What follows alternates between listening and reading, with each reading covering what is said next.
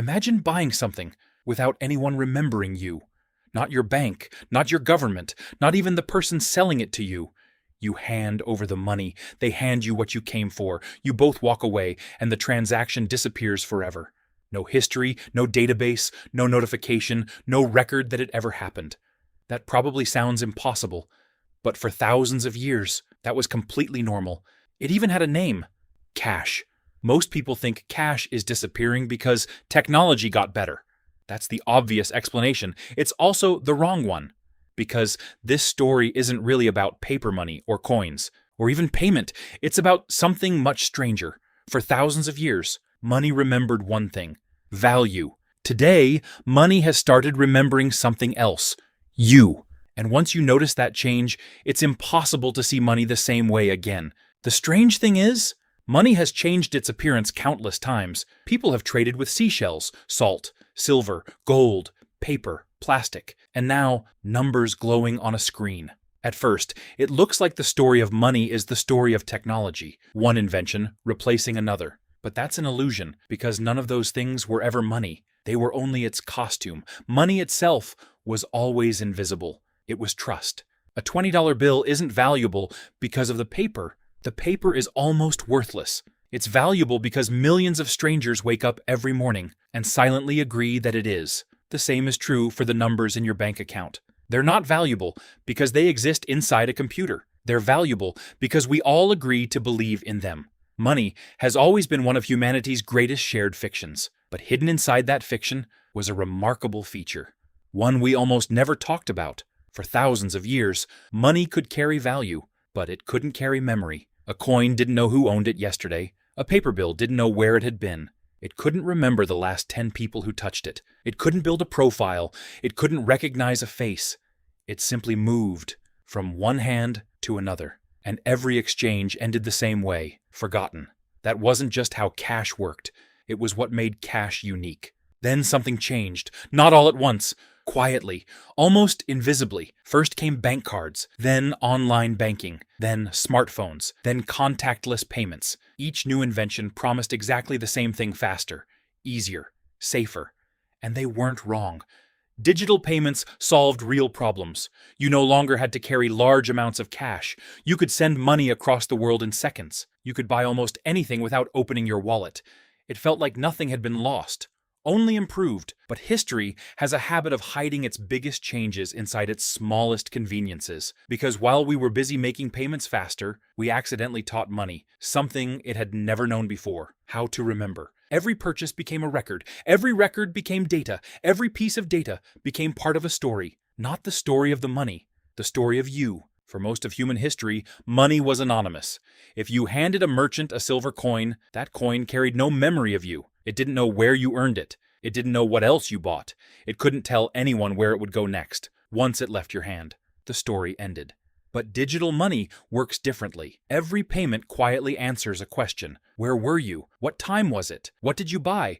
How much did you spend? Who received the money? One purchase reveals almost nothing. 1,000 purchases reveal almost everything.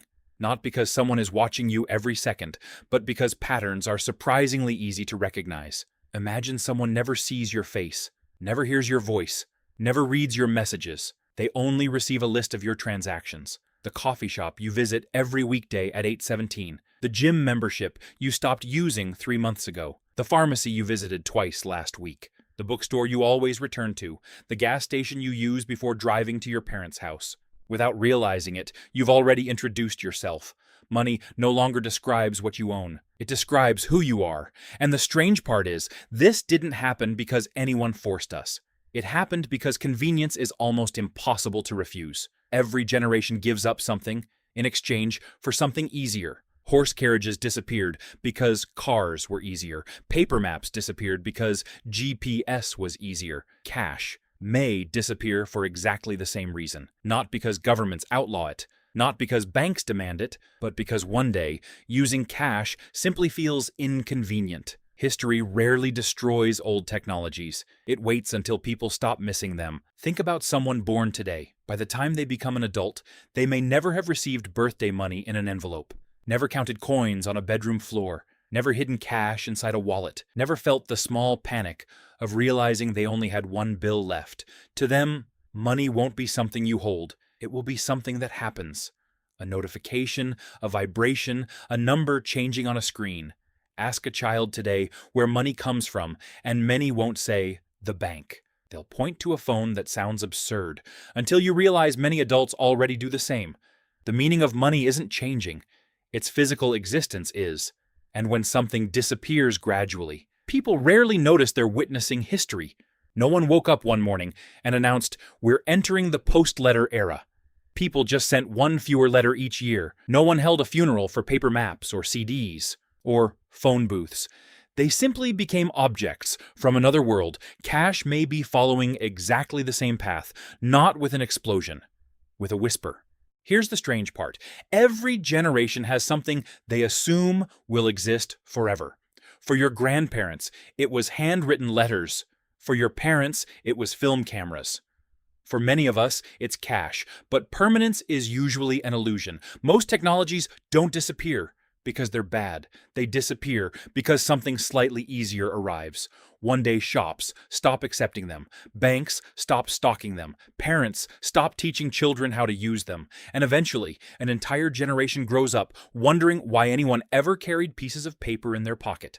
That's how history works, not with revolutions. With habits, cash didn't become less useful overnight. People simply needed it a little less each year. One tap became easier than reaching for a wallet. One app became easier than finding an ATM. One generation later, the old habit was gone.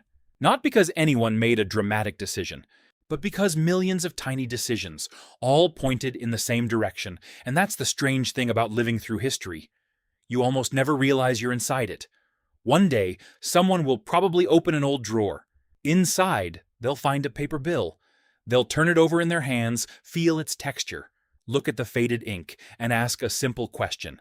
People really used these the same way we look at typewriters, or cassette tapes, or floppy disks, not because they were primitive, but because they belonged to another world. Maybe that day is still decades away.